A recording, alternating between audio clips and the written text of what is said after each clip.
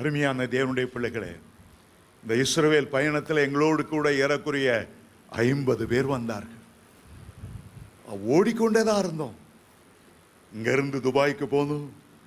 துபாயில் இறங்கி எல்லாத்தையும் பார்க்க நேரம் இல்லை, 2 மணி நேரம் தான். அடுத்த பிளேனில் ஏறி பறக்கணும்.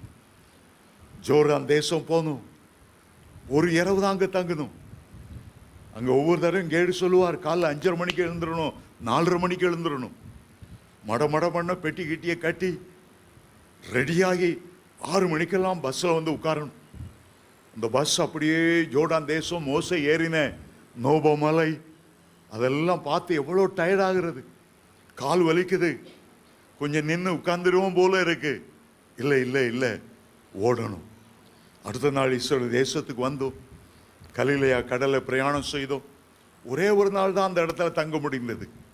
ஒவ்வொரு காலை எழும்புதோன்னும் மட பெட்டி அடுக்கணும். வேக்கப் கால் கொடுப்பாங்க, காலையிலே அலாரம் அடிக்கும் எங்கள் ஃபோனில். உடனே பேக் பண்ணி பஸ்ஸில் ஏறணும், ஓடணும். இஸ்ரவேல் தேசத்தை விட்டு எகிப்து தேசத்துக்கு போகணும். அங்கேயும் இப்படியே ஒரே ஓட்டம்தான்.